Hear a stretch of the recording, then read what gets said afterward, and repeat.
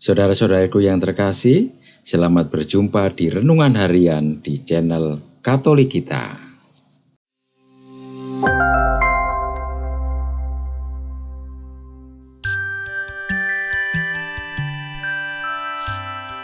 Hari ini, Sabtu 10 Desember 2022, Pekan Advent yang kedua.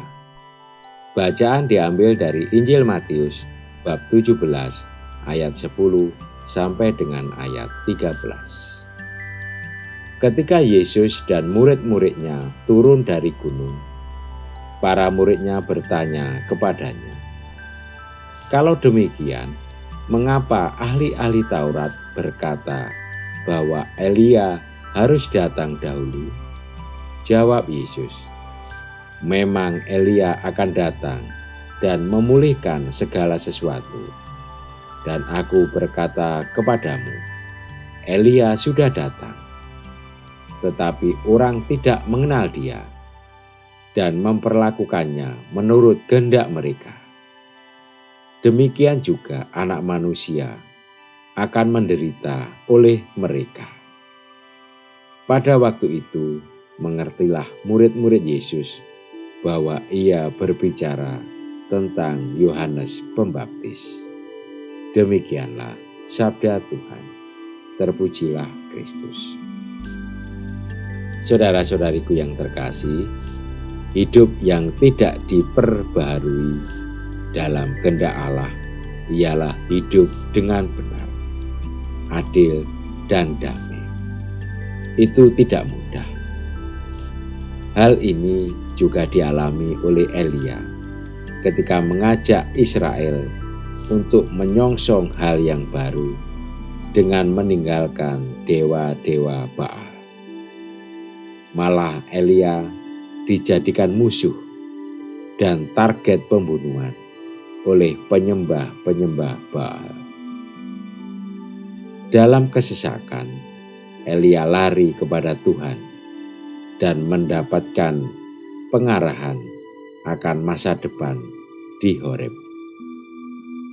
Tugas Elia jelas, mengajak Israel untuk meninggalkan kekelaman dan menyongsong hidup yang baru. Apa yang dialami Elia juga dialami Yohanes Pembaptis sebagai jalan bagi kebenaran dan hidup, yaitu Yesus sendiri.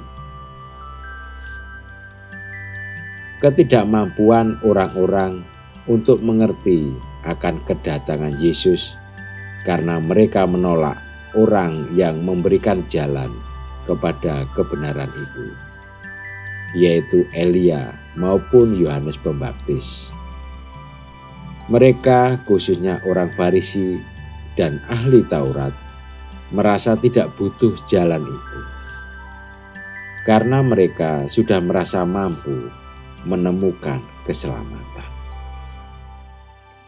Pengalaman akan Allah merupakan perjumpaan personal, namun tidak membutuhkan tuntutan agar tidak hanya merasa berjumpa dengan Allah.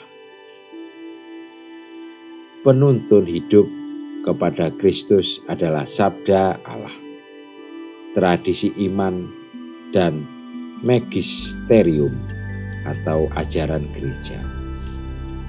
Maka, mana mungkin kita akan menemukan Kristus yang sejati kalau enggan untuk mendalami kitab suci, tradisi, maupun magisterium.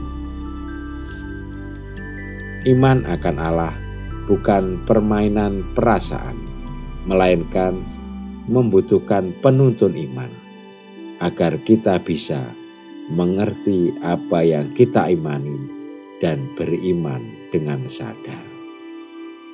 Marilah kita berdoa. Bapa yang Maha Rahim, berilah kami keterbukaan hati untuk mencari kehendak-Mu melalui pengenalan akan kitab suci, setia pada tradisi iman, dan terbuka pada ajaran gereja. Amin. Saudara-saudariku yang terkasih, terima kasih atas kebersamaannya di dalam renungan harian ini. Kita akan berjumpa kembali di renungan harian berikutnya. Berkah dalam.